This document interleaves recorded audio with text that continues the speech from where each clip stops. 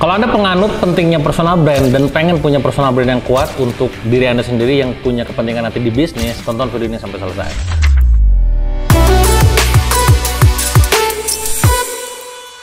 Jadi banyak yang nanya kepada saya, kan kalau misalkan bangun personal brand itu kayak gimana? Sebenarnya sudah saya banyak share juga di video-video YouTube yang lain, bahkan itu lebih lengkap banget. Nah, video kali ini saya pengen menjelaskan cara cepatnya dan kesalahan-kesalahannya. Kesalahan-kesalahannya yang nggak boleh Anda lakukan agar nanti Anda bisa konsisten bangun personal brandnya dan makin kuat. Dan cara cepatnya juga, gitu ya. Oke, saya akan mulai dari cara cepatnya dulu mungkin. Oke, sebelum ke situ mungkin saya jelasin dulu ya. Saya balik lagi ya. Personal brand itu apa sih, Kang? Jadi gini. Personal brand gampangnya adalah gibahnya orang sama kita gitu dah. Jadi kalau kita lagi gak ada di ruangan, tiba-tiba orang ngomongin kita, itu personal brand kita. Itu juga definisinya Jeff Bezos. Jadi kalau misalkan orang menilai kita expert di bidang tertentu, maka omongan mereka tentang kita ya itu. Itu bagian dari brand arsitekturnya. Nah, ini kalau ngomongin brand arsitektur banyak ya. Nanti ada brand elemen, ada brand confident, credential, ada brand image dan segala macam. Tapi gampangnya gitu. Kalau Anda pengen tahu personal brand Anda, coba Anda tes sekarang. Anda silakan tulis di Facebook Anda, di Instagram Anda, dan Anda lempar ke postingan. Sebut gini, kalau Anda dengar nama titik-titik-titik, nama Anda sebutin, apa yang Anda terlintas spontan dalam benak? Coba tulis. Jawabannya apa kira-kira? Nanti ada yang bilang, ada yang ngejawab profesi, Anda tuh si ini, penulis, kan? Anda tuh affiliate apa, atau chef gitu kan. Ada yang nulisnya tuh ciri khas, nampol, lumah gitu kan. Ada yang songong misalkan, itu berarti brand personality yang keluar, bukan profesi gitu kan. Ada yang prestasi yang keluar, oh kamu pemenang ini ya, itu berarti ada brand arsiteknya. Atau ini, kamu mah ini yang sering pakai topi ini ya, berarti ini ya, dari segi tampilan. Ini ada brand arsiteknya sebenarnya. Cuman itu pembahasan brand arsitek mungkin bisa di video yang lain. Tapi intinya adalah bahwa personal brand itu adalah apa yang orang kesankan terhadap Anda ketika Anda gak ada di situ. Karena kalau Anda lagi ada di situ, kemungkinan besar ngomonginnya ya muji-muji Anda, ya mengapresiasi Anda, sepakat dengan Anda. Kalau udah di luar kan, oh gimana ya si itu, gibahin Anda. Nah, gibahnya positif negatif nggak tahu nih. Bagian dari brand elemennya gitu. Sudah paham ya? Bagaimana cara membangun personal brand? Ada 10 poin yang sudah pernah saya sampaikan dan fundamentalnya ada 3 sebenarnya. Pertama adalah kompetensi Anda punya skill apa di situ. Kedua adalah reputasi Anda, bagaimana portofolio Anda dengan skill itu. Ketiga adalah prestasi Anda, bagaimana prestasi yang Anda torehkan lewat kompetensi dan reputasi itu. Simpelnya gini, kalau Anda mau membangun personal brand, katakanlah sebagai seorang penulis, maka kompetensi Anda nulis, reputasi Anda punya buku, prestasi Anda bukunya bestseller. Nah, gitu dah gampangnya. Sudah paham ya? Kompetensinya nulis, reputasinya punya buku, prestasinya bukunya bestseller. Bagaimana kalau misalkan saya pengen membangun personal brand untuk menjadi seorang chef, masak misalkan. Berarti kompetensinya masak, reputasinya adalah punya resep atau punya masakan, dan prestasinya adalah menang kompetisi ataupun katakanlah masakannya enak, disukai banyak orang. Semudah itu. Saya misalkan sebagai seorang pebisnis, ya berarti kompetensinya bisnis, reputasinya punya perusahaan, prestasinya perusahaannya growth miliaran, bermanfaat buat banyak orang gitu. Sudah paham ya? Nah, itu secara simpel. Nah, pertanyaannya adalah gimana? Ini kan eranya sosial media ya. Sekarang ini eranya sosial media nih gila banget. Jadi bahasanya tuh hal kecil bisa Anda lakukan itu bisa berdampak besar buat dunia bahasanya. Maka gimana cara mudah Anda bangun personal brand di sosial media? Saya sepakat dengan apa yang dikatakan sama Kodeni Santoso gitu ya. Beliau itu adalah kawan saya juga, guru saya juga. Beliau pernah bilang bahwa personal brand itu gampangnya gini. Dunia ngomong A dan lu berani bilang A salah, harusnya B gitu. Karena kalau cuma sekedar tips naikin income, tips bangun personal brand, tips copywriting, pride, itu semua boring. Ya, semua orang bisa cari di ChatGPT bisa bahas. Tapi kalau kita bisa ngomong nih, personal brand itu bukan gitu men, gitu kan. Ngomong ke dunia nih, bukan gitu, harusnya gini. Nah itu Anda pasti dilirik. Saya sekarang di dunia Facebook sedang ramai ya, pada saat syuting ini gitu ya. Saya ngomongin tentang fenomena filantropi. Filantropi itu gini, itu salah, harusnya gini. Itu pasti sorotan semua. Itu cara kita membangun personal brand. Ya, apalagi sekarang ya, terutama saya pribadi gitu kan, ketika saya ngomongin isu rumah tangga, pasti ramai itu goreng-gorengannya. Saya sering bilang ke teman-teman terdekat saya, apa pelajaran terpenting ketika waktu kemarin gitu kan, selama 1 tahun ke belakang, saya bangun personal brand kawan-kawan sejak tahun 2012 ya, mulai bangun brand dari nulis buku, sebagai seorang trainer, penulis, pebisnis gitu kan. Alhamdulillah, ini qadarullah gitu ya, haza yang fadil Rabbi, semua hampir bisa dikatakan semua sukses gitu ya. Dan gaya personality saya, ini ngomongin brand personality, di luar itu memang songong. Kalau belum dekat ya pasti ngiranya songong, sombong, segala macam gitu kan. Yang songong, ngomong, bikin quote aneh-aneh, ceder-ceder gitu. Dan itu mata tertuju pada situ. Dan orang banyak yang gak suka, tapi orang pengen bahasa itu menghujat, mengkritisi, gak bisa. Kenapa gak bisa? Lu gue prestasi men, lu apa gitu, gue nanya. Ya gue bisnis, sorry bisnis gue miliaran. Buku gue bestseller semua, affiliate gue menang terus, ayo. Gue sombong gue keluar nih. Gue menang, ayo, gue workshop rame terus. Nah selama 2012 sampai 2022 kemarin, itu gak ada celah untuk gue dihujat bahasnya. Sampai akhirnya kemarin dinamika di rumah tangga saya pribadi bareng istri kan. Beng, buar. Wah si Dewa gagal rumah tangga, sikat gitu kan. Oh itu emak-emak, komunitas, anak Imer serang. Kenapa? Karena melihat bahwa ada celah untuk masuk menghancurkan personal brand. Maka di sini pelajarannya. Pada saat Anda bangun personal brand, ya kita sekali lagi gak pernah tahu kita jatuh ini karena apa. Emang saya memprediksi bakal begitu? Kagak. Gue kagak tahu sampai akhirnya Google Trend kan. Ya. Tapi tadi lagi-lagi kita perlu mengupayakan rejuvenate-nya. Memperbaikinya itu harus tahu tuh. Nah bagaimana memperbaikinya? Teman-teman harus ingat, orang Indonesia, netizen ini mudah tersulut. Artinya kalau kita ngomong tertentu, itu orang gampang ngikut gitu. Tapi ingat juga, ketika kita punya salah, orang Indonesia juga gampang melupakan. Nah maka ibarat kita nih, saya punya, misalkan kayak punya luka di tangan gitu ya. Luka di tangan, luka, wah si Dewa nih jelek nih, ada lukanya nih. Tugas kita adalah tutupin pakai plester, bikin kebaikan-kebaikan yang lain. Orang akan fokus pada kebaikannya dan jangan bahas luka lagi. Kalau kita naikin lagi, pasti kenal, inget lagi itu.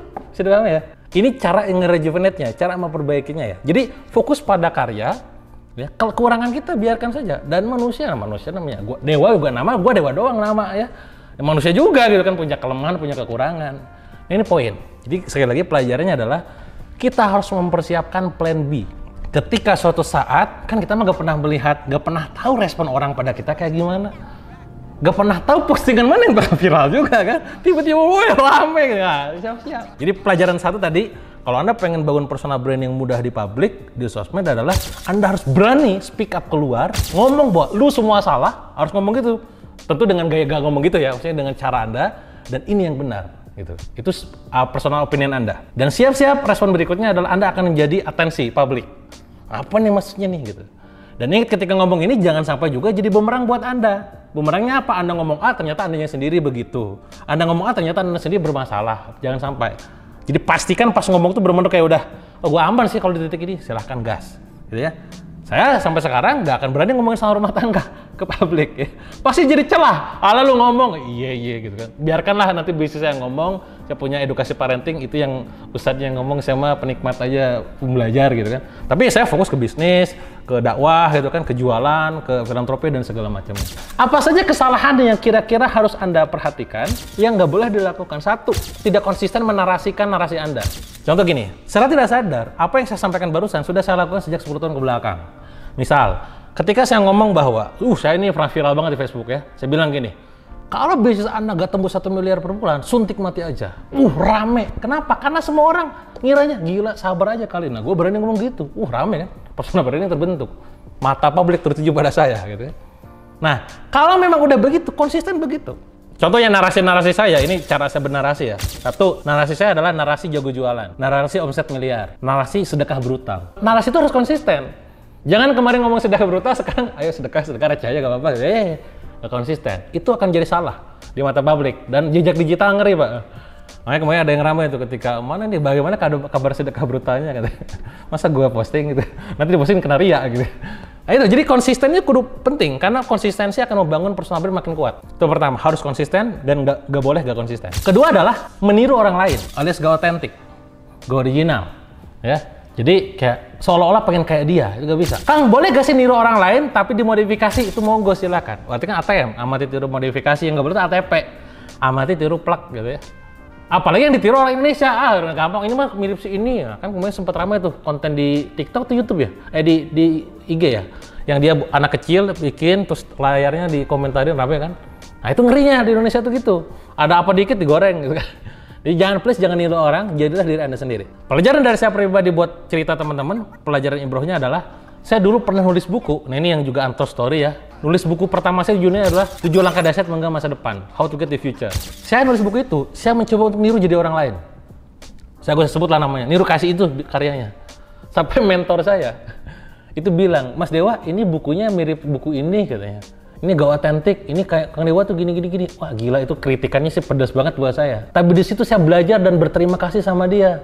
Kalau nggak dikritik, nggak akan ada yang namanya buku 7 kesalahan fatal pengusaha pemula dan itu bestseller. Itu cara nulis Dewa banget. Blak-blakan, spontanitas, wah, transwordnya main. Dulunya mah nggak gitu.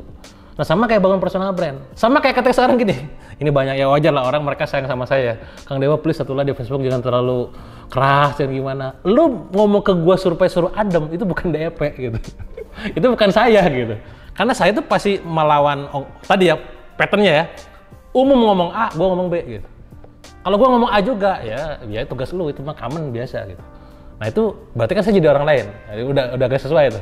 Yang ketiga adalah Anda gak punya visi ataupun nilai yang jelas. Value Anda apa? Jadi ketika bernarasi itu ada value yang dimunculkan. Misalkan contoh, kalau saya sering bungkus value itu dalam berupa quote. Misalkan quote-nya apa gitu ya. Bisnis itu pilihan, dakwah itu kewajiban. Nah itu kan quote dalam mindset kan. Berarti dakwah lebih penting daripada bisnis gitu ya. Atau misalkan lagi tadi misalkan strategi bisa di-copy, rezeki tadi bisa dipaste. Itu kan mindset yang tertuang dalam sebuah quote, value. Nah, Anda harus punya value.